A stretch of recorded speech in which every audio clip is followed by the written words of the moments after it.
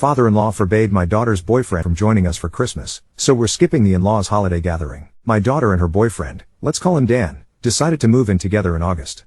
I'll admit, it happened fast. They'd only been together for 6 months. But they're both adults, and they made their choice after serious conversations about their future, including marriage. I'm convinced these two are in it for the long haul. Even when Dan had to leave for training this month, and they'll be long distance for a while, both of them made it clear they want to live together as soon as they end up in the same city again. Now, my father-in-law, FIL, is a lot, to put it mildly. He's your stereotypical rich old white guy, completely accustomed to having everything his way. Back in November, he and my mother-in-law, MIL, came to visit my daughter, and for reasons he never bothered to explain, Phil decided he didn't like Dan. Not a single reason, he just didn't warm up to him. Personally, I suspect it's either the speed at which they moved in together, or possibly because Dan is a person of color and we're white, though Phil would never admit that. That's just the sense I get. Here's where things get messy. Dan's family will be away for Christmas and he would have been spending the holiday alone, so of course we insisted he join us. To us, he's already part of the family. As we usually do, we had been planning an overnight visit to my in-laws over the holidays. We figured we'd all go together, including Dan.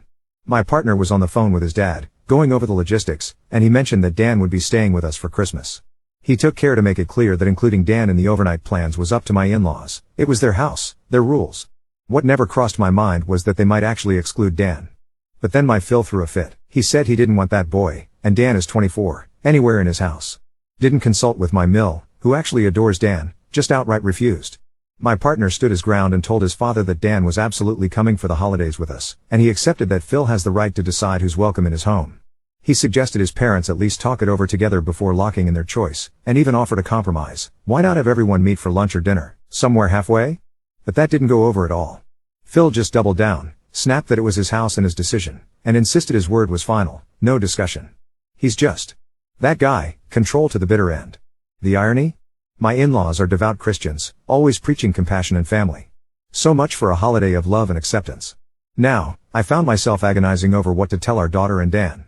I was livid at my Phil's attitude, absolutely disgusted. If it were only up to me, I'd tell my daughter exactly what her grandfather said, that Dan was explicitly not welcome.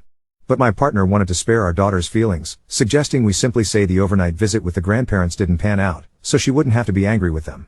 I feel differently. She's an adult, and she deserves to know the truth and react however she needs to. I know I'm angry enough for all of us. I kept asking myself, how should I handle this? My loyalty is to my daughter, but I also want to respect my partner's wishes since these are his parents. What would be the right way to deal with this? As if things weren't convoluted enough, I should clarify a few household details. My partner and I are married, though I usually say partner instead of husband. It's also worth noting Phil refers to my brother-in-law as that boy too, and he's white, so I can't say for certain if this is racially motivated or if Phil just doesn't like new people. As of now, heading to the in-laws for Christmas is off the table, even if Phil changes his tune. At most, we're debating whether to meet up for lunch, but only if Dan is included. My feeling is, if my daughter is mature enough to live with Dan, she's mature enough to hear the truth about her grandfather. She'll be better prepared if this drama rears its head again when it comes time for an engagement or wedding. There's no need to embellish, just the truth. Phil made it embarrassingly clear Dan isn't welcome with the family on Christmas. I honestly believe this isn't just a holiday scheduling conflict, this is Grandpa throwing a full-grown toddler tantrum because he can't control the narrative. My daughter and Dan are adults, making adult decisions. Phil is the only one still stuck at the kids' table emotionally. My partner wants to avoid upset, but hiding the reason for the changed plans is just delay tactics. It doesn't solve anything. Eventually, my daughter would notice if Grandpa keeps coincidentally sidelining her partner. Better she knows now, so she can decide what she wants to do about it. If Grandpa wants to make up rules like no shoes, no hats, no Dan, he'll have to live with the consequences that people might not want to be part of his plans anymore. Tonight, after a long talk with my husband, we decided the natural repercussions for Phil's behavior is that we're not spending Christmas there. At most, a lunch, with Dan included. I will not pressure my daughter or Dan to sit through a potentially ugly or awkward lunch. She deserves to know exactly what her grandfather said, and then she can choose whether she wants to keep up any kind of relationship with him at all. Maybe she won't want to subject someone she loves to an uncomfortable family meal with a grandfather who refuses to apologize, racist or not. Update 1. The debate is still raging in my house. The real issue isn't even the in-laws anymore. It's what my husband and I are supposed to tell our daughter about why that visit got cancelled. He wants to give her the neat, cutesy version. Just say the dates didn't work out.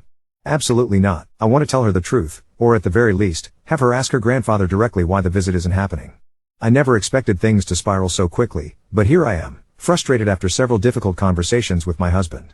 None of them have gone even remotely well. I've tried to explain, again and again, that I won't be complicit in a lie of omission.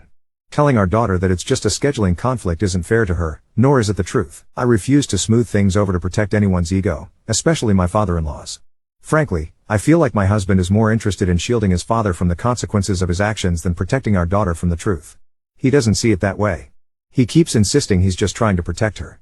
According to him, the consequence is clear enough: his parents miss out on our overnight visit.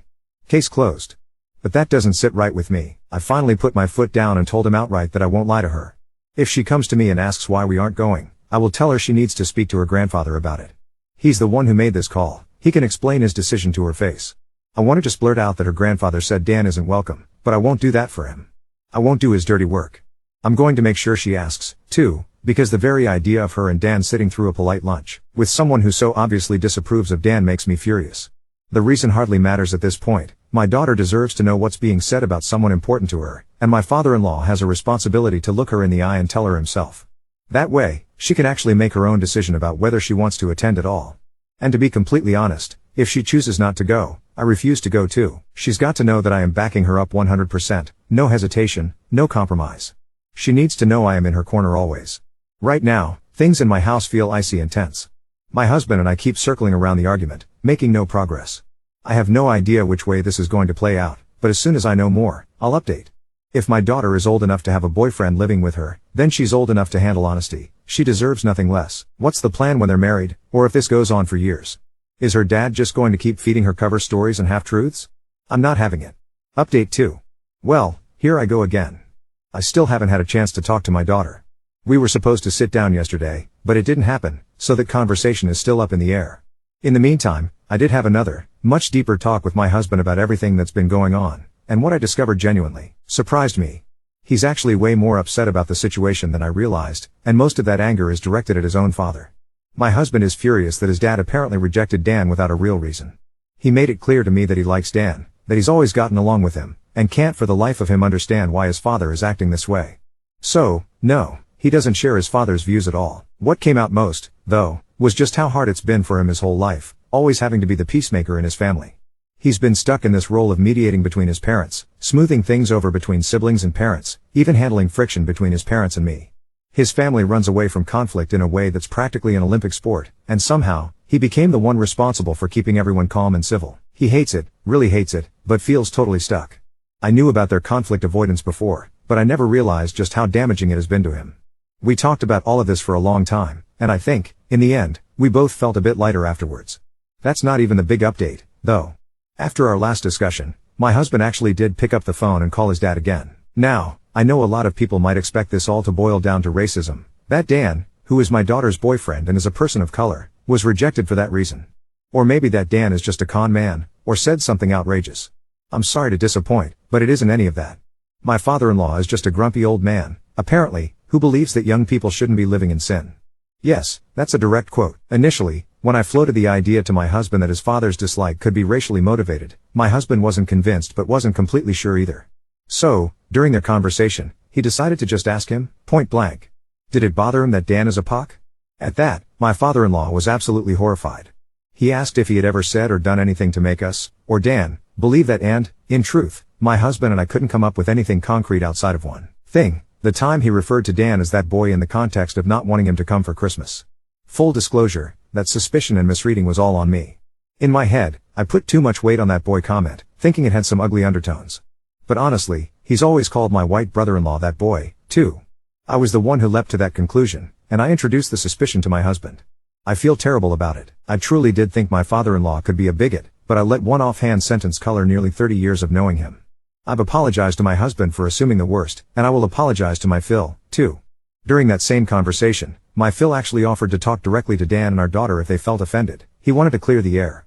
My husband explained that, actually, it was us who suspected this issue might have been racially motivated, not them. Now my father-in-law is understandably angry that we could have thought that of him, so now I have some damage control to do. I'll be calling him today to apologize, and to talk things through. But, as for why he doesn't want Dan in his house for Christmas? It's much simpler, and, frankly, very old-fashioned. He doesn't approve of my daughter and Dan living together. According to him, they're too young, moved in too fast, and since they aren't even engaged, it's not appropriate. My in-laws are devout Christians, so the living in sin thing is very real to them. Sometimes I swear my Phil is living in a time capsule from the 1960s. That's the sticking point for him. Adding to that, he thinks they moved in together too quickly, only 6 months into dating. He didn't realize they've been together for a full year now and are already talking about marriage. My daughter says they do plan to marry, they're just waiting until their professional training is complete to make it official. My Phil didn't know that. He was also under the impression that Dan was freeloading off our daughter because, during one of their visits, Dan didn't have a job. In reality, Dan was paying his own share from his savings while waiting for his full-time vocational training to start. He's actually moving away for his training, so they'll be long distance until he secures a very stable job.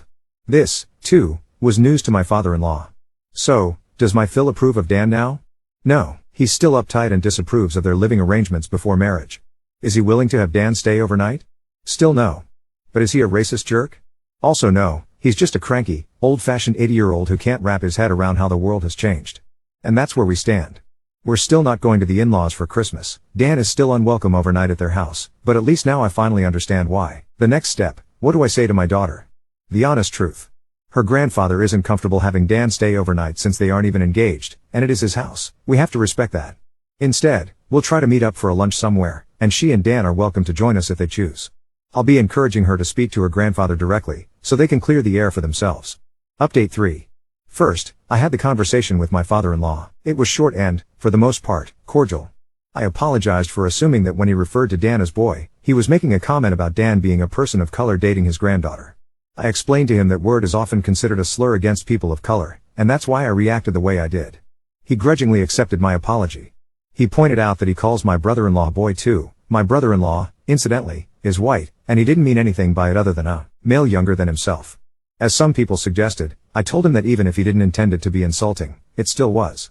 That caught him off guard. He asked if I thought my brother-in-law was offended when he said it to him. So I asked if he'd ever called my brother-in-law boy to his face. He went quiet. I pointed out that if he truly thought it wasn't an insult, why didn't he say it directly to his face? He harumphed and muttered something about people being too sensitive, but I'm pretty sure the point landed. We moved on. I asked him if Dan was welcome in his house at all or just not overnight. That actually surprised him. He said, of course Dan was welcome to visit, just not to sleep over. I felt relieved hearing that. He mentioned that we'd jumped to suggesting a lunch so quickly that he didn't even have a chance to bring up a day visit instead. Miscommunication strikes again. We ended the call agreeing that this year, meeting in a neutral restaurant made the most sense and we'd just plan better next year. He just couldn't resist adding, if Dan's still around, but he ended the call saying he missed us and was looking forward to lunch. Then came the talk with my daughter. She brought up the visit herself, asking when we would be going to see her grandparents. Her dad and I already knew what we'd say. We'd be meeting halfway for lunch this year instead. She was disappointed and asked why. I told her, as gently as possible, that some people just aren't comfortable with someone they don't really know staying overnight in their home. Before I could expand on her grandfather's reaction, she immediately made me laugh by asking if Grandpa still had a stick up his ass about her and Dan living together. And everyone who said she probably already knew? Absolutely correct. We ended up having a good laugh about old-fashioned values and how not everyone sees things the way we do. We talked about how people respond when a relationship seems to move quickly, her dad's and mine did too, and that attitudes can change in time, especially once people get to know each other. I told her I wasn't invited to sleep over until her dad and I were engaged, either, and that made her feel better. She laughed and said at least her grandfather was consistent. I reminded her that her dad and I support her and Dan 100%. She said she knew that, and that was that. I know it's not the dramatic fireworks some might expect. No huge blow-ups, no cutting people out, no secret white supremacist plot. In reality, it was a misunderstanding, some miscommunication, and judgmental moments, on both his part and mine. We're still going to see my in-laws, and Dan will be coming too, just not overnight. Things are fine with us and our daughter, and between us and my father-in-law. As for how things go between my daughter and her grandfather, I'm letting them handle it themselves. This will be the last update because, honestly, the issue is resolved. Merry Christmas to all, and to all a good night. Update 4. We picked a busy little place halfway between our town and theirs, neutral turf. Mill hugged Dan first like she'd been saving it up. Phil shook his hand, stiff, polite, and then ruined the moment by growling, I still don't approve of shacking up. My daughter didn't miss a beat. Good thing no one's asking to move into your house, Grandpa, she said, all sweet and deadly, and somehow that took the fuse right out of him. He harumphed and let it go. For all the worry and pacing and drafts of speeches I'd been rehearsing in my head, the first 20 minutes were normal. We talked about traffic and weather and whose green bean casserole had been a crime against taste buds last year. Dan asked Phil about his old fishing boat and actually listened to the answer. My husband looked like he was going to cry from relief every time a sentence landed without an explosion. Then the universe decided to throw in a moment that no one could have scripted. My sister-in-law's little girl, just turned 3, all ribbons and sticky fingers, started coughing. Not playful, not dramatic, the kind that makes your whole body go still. Sil froze. Mill shot to her feet and then just hovered. People at the next table stopped talking. And Dan moved. Calm, quick, the way you hope someone moves when you need it. 2 seconds later, a grate pinged onto a bread plate, the baby wailed, and the whole restaurant started breathing again. I didn't even know I'd grabbed my husband's arm until he pried my fingers off. Phil was white as his napkin. He stood there staring at Dan like he'd never seen him before. He reached across the table and patted his granddaughter's hair, and then he said, very quietly, "Thank you, Dan." "Not boy. Not anything snide." Dan nodded and went back to his chair like he hadn't just aged all of us 10 years. Everything after that was different. Not a Hallmark movie, but softer at the edges. Mill asked if we had time to drive back for cookies and coffee. Phil didn't look thrilled, but he didn't say no, and we all took that for what it was. We caravaned to their house, Christmas lights blinking against a gray sky, and I swear I felt my shoulders drop 2 inches when I saw their tree in the front window. Inside, Mill had stockings hung for everyone, and there was one for Dan. She had embroidered his name a little crooked, the end slants off like it's trying to escape, but there it was. Phil clocked it immediately. He looked at the mantle like it had betrayed him. He didn't take it down. He didn't comment. He just poured coffee and brought out the tin of those butter cookies that always taste like nostalgia and sugar. There were awkward pockets, sure. Phil couldn't resist taking a dig at kids today and their non-existent attention spans, which was extra funny because he then spent 10 minutes telling a story he's told every Christmas since 1998. But they laughed together. My daughter teased him about getting her one of those indestructible flip phones so she can live the way the Lord intended, and he grinned and said at least those phones didn't spy on you for the Chinese. We were all rolling our eyes in perfect harmony. It didn't feel like a battleground anymore. Before we left, Phil caught Dan on the porch while my husband and I were wrestling Mill into accepting leftovers. I didn't hear every word, but I saw the shape of it. Phil squaring his shoulders, Dan standing there with his hands in his pockets, not defensive, not deferential. Later, Dan told us what was said. Phil thanked him again. He said he's stubborn about his lines and that the no overnights rule was one of them. He told Dan he was welcome in his home, that he'd be treated as a guest, that he could look him in the eye and say, "I don't think you're a bad man." And he said, "You respect my house, I respect you." Dan told him he did. They shook hands. That was it. No grand apology, but something that mattered. If that had been the end of it, I would have driven home feeling like we'd landed the plane on one engine and a prayer. But then the real twist came. We got home, dumped our coats on the banister, and my phone rang. It was my daughter. She sounded shaky, in a good way. "Mom," she said, "don't freak out." Which, of course, made me immediately freak out. "And then?" he asked. I said yes. It turns out Dan had been carrying the ring around since Thanksgiving, waiting for the right moment. He wasn't going to do it at lunch. He said he didn't want their engagement to be born in the shadow of someone else's rules. They went home, put on pajamas, made hot cocoa, and he proposed in front of their own tree with that ridiculous crocheted star she made in 5th grade listing to the left like a drunken sailor. She said yes, they cried, she called us, and then she laughed and said she couldn't wait to see her grandfather try to decide whether a fiancé is still living in sin. And because timing is a comedian with excellent aim, the next morning Phil called my husband. He did not small talk. He cleared his throat and said, "Your girl called us. Congratulations." There was a pause, his stubbornness wrapping itself around the words. "Tell them I'm happy for them." Another pause. "If they come before the wedding, we'll set up the rooms." That was as close as he gets to a blessing. I'll take it. We're not suddenly a big, modern, enlightened family. My father-in-law is still the man he was last week, rigid, blunt, clinging to a rule book he thinks is the only thing holding the universe together. But he used Dan's name. He hung a stocking he didn't order. He let my daughter hug him goodbye without making a joke. He sent me home with a tin of cookies and told me to make sure the boy, Dan, gets some. Progress wears a funny coat sometimes. I keep thinking about that grape. One small, stupid thing that could have gone so badly and instead popped loose and rolled across a plate like a release valve. Maybe that's what all of this is. Tiny pieces of stuck old stories, dislodged one conversation at a time, one hard phone call, one crooked stitched stocking, one ring in a living room. No one was converted. No one was exiled. Something shifted anyway. Update 5. Mill called first thing after New Year's with that breathless brightness she saves for holidays and new babies. Their pastor wanted to say a few words over the engagement. Would we come to the Sunday service? My daughter rolled her eyes so hard I could hear it over the phone and then said fine, as long as no one was pinning scarlet letters to anybody's sweater. We drove down. Dan wore the suit that makes him look like he should be on the cover of a bank brochure. My daughter wore the ridiculous fuzzy coat she refuses to take off because it makes her feel like a rich Russian aunt. The church smelled like poinsettias and lemon oil.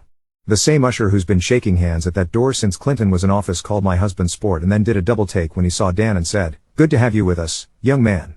I could feel my husband stand taller next to me, like the approval seeped straight into his bones. Halfway through the service, Pastor did the thing. Cleared his throat, looked over his glasses, and asked our newly engaged couple to come forward. I felt my husband's hand clench and then, to my genuine surprise, Phil beat all of us to standing. He walked out of our pew like he was late for a flight, squared his shoulders, and when my daughter and Dan were awkwardly trying to figure out where to stand so the church photographer wouldn't get their bad sides, Phil took the microphone. "This is my granddaughter," he said, and then he turned to Dan, "and this is her fiancé, Dan." He didn't swallow the word. He didn't choke on it. He said it like it belonged to him as much as it belonged to them. "They'll be married in due time," he finished, "and you'll treat him like you treat her." You could have heard a communion wafer drop. After, in the shuffle of hugs and bulletin folding, one of the older ladies in a hat big enough to shade a patio made a beeline for my daughter and started with the soft-voiced, hard-edged concern. "We're so glad to see you back in church, dear. I do hope you'll take this time too," and that was as far as she got. Phil stepped in so fast you'd think he'd been training for it his whole life. "Evelyn," he said, using the voice he usually reserves for people who park in his spot, "we'll let the young people make their decisions." He said it exactly like that. "We'll let. Not I'll let. We." Evelyn swallowed whatever she'd planned on delivering and patted my daughter's arm instead. My husband exhaled so hard he fogged up his own glasses. The rest of the day was an accidental snowball. Mill insisted we come back to their place for soup, which turned into laying out cookies, which turned into my daughter calling Dan's parents to swing by, which turned into an impromptu engagement open house by 5 o'clock. Their living room filled in layers, old church friends, our neighbors who'd driven down on a whim, my sister-in-law with a bag of clementines and a bottle of kava. Mill floated like a monarch butterfly. She had congratulations napkins that I know for a fact were not purchased that morning. I watched my world bend and refit around a single room. Dan's mom hugged me like she'd been waiting to do it for months. She hugged Phil, too, and he actually hugged back. Not the stiff shoulder bump. A real hug, 2 arms, 3 seconds. Later I heard him tell her quietly, "You raised a good man," and I almost pretended I didn't hear so the moment wouldn't notice and vanish. Somewhere between the second round of soup and the first round of story swapping, the storm that had been flirting with the edge of town rolled up its sleeves. The lights blinked. Mill froze with a tray of meatballs halfway to the table, and then we were in the dark except for the tree and the way a winter afternoon makes its own kind of dim. People did what people do. They laughed the way you laugh when you can't control the thing that's happening. Phones came out, flashlights tried to decide if they were bright enough to make a difference. Mill muttered, "Well, that's just perfect," and then Phil, of all people, said, "Everyone sit," like he had a plan. He did. The man who insists he is not sentimental and doesn't care for music except when it's in a hymn book walked to the old upright in the corner I've only ever seen used as a plant stand, set his coffee on top of it like he'd been doing it all his life, and flipped open the key cover. He cracked his knuckles, seriously, and started playing. Not Chopin. Not even Amazing Grace. The first thing out of that piano was Have Yourself a Merry Little Christmas, and I swear to you, the room shifted. You could hear the hammers find their confidence again after decades asleep. People started to sing along in the half-dark, off-key and full-hearted. My nephew found his guitar and joined in. Mill lit every candle she owned and suddenly the house was a little golden aquarium with all of us swimming in it. It wasn't fancy. It was better. Between songs, Phil stood up to give a toast in the most Phil way possible. "I don't make speeches," he began, making a speech. "I don't change my mind easy. But I know a man when I see one, and I know my granddaughter." He raised his glass, water, because the whiskey was in the bar cart that weighs as much as a cow and no one was about to wheel it, over in the dark. To doing things right. To doing things together. To light when the power goes out. We clinked whatever we were holding. Someone wiped their eyes and pretended it was the draft. At some point after the third round of Lean on Me, my daughter tugged me toward the hallway. "You have to see this," she said. "In the guest wing, it's not a wing, but Phil insists on calling it a wing like he's the Duke of somewhere. There were 2 rooms made up, doors propped open. On one, a little card in Mill's precise teacher handwriting, granddaughter. On the other, Dan. The beds turned down, a stack of towels, a ridiculous peppermint on each pillow. On Dan's nightstand, a note in block letters that could only have been Phil's, bathroom light sticks. Jiggle chain twice. It was so ordinary and so specific I had to lean on the doorframe for a second. It's one thing to agree to a concept on the phone. It's another to label the rooms with your own hand. Before anyone asks, they stayed, separate rooms, without a fight. Not because anyone policed them. Because they decided that the relationship they're building is strong enough to handle one night of matching peppermint candies and a sticky chain. By morning the power was back, and the house smelled like coffee and the kind of bacon that should have its own NR rating. Phil was at the stove, of all places, flipping pancakes with the concentration of a surgeon. Dan's dad was teaching him the trick where you put a little extra vanilla in the batter and don't tell anyone why they're the best pancakes they've ever had. My husband looked like someone had taken an anvil off his chest and replaced it with a kitten. We did have the money conversation, because apparently we are doing every milestone in a 48-hour sprint. Phil put his fork down and said he wanted to host the engagement party properly in the spring, backyard, tent, the works. "We'll cover it," he added to the table, And then because he is who he is, if you'll let us. My daughter looked at Dan. Dan looked at her. They both looked at me and my husband like we were helpful. We were not. My daughter said, "We'll take the help, with no strings," and Phil, miracle of miracles, nodded. "No strings," he said, and then, because he is a man constitutionally incapable of not tethering things, "Just don't let anyone put lawn chairs on the putting green." We all laughed and pretended he was joking. There was one more turn, the kind you don't plan, and it ends up being the spine of the story anyway. After breakfast, Pastor stopped by with a loaf of something wrapped in a dish towel and that pastoral ability to be in 4 places at once. He needed to check on a shut-in down the street. He just thought he'd swing past. He stood in our kitchen and talked about dates and officiants and the shape of a ceremony when 2 families come from different traditions and everybody wants to feel seen. He didn't pull out a lecture. He asked questions. He suggested something that didn't make my daughter break out in hives: premarital counseling that was less about catechism and more about logistics, money, conflict, the parts of life no one puts on Instagram. "We can do that," my daughter said. "We probably should." Pastor smiled and then, in that quiet way they practice in seminary, turned to Phil. "And you, Charles," he said, "your role is to love them loudly and mind your own business." I almost choked on my coffee. Phil blinked. And then, to my undying astonishment, he laughed. "I can try," he said. "You'll have to settle for that." By the time we loaded the car, Mill had pressed leftovers into our hands and the butter cookie tin was full of actual butter cookies again because she keeps them stored in some Narnia pantry where they regenerate. Phil stood on the porch with his hands in his pockets, looking like a man who's just realized his house is big enough for more people than he thought. He called down to Dan, "Let me know what kind of beer your father likes. I'll stock it right next to mine." Dan grinned. "He doesn't drink beer," he said. "Ginger ale." Phil snorted. "Ginger ale it is." Like that. We drove home through fields still wearing their sugar dusting of snow. I kept thinking about the tree lit up against the dark and the way the piano sounded when it remembered it knew how to sing. There will be 100 more decisions and 3 dozen opportunities for someone to stomp off because the napkins are the wrong white or the wrong and was chosen. No one has been converted. No one has been exiled. But the rooms were labeled. The toast got said. The clapping was real. And somehow, in the middle of the winter and the stubbornness and the storm, everybody found their part. Progress, still wearing a funny coat. This time it smells like bacon and lemon oil and the kind of candle you only light when company's over.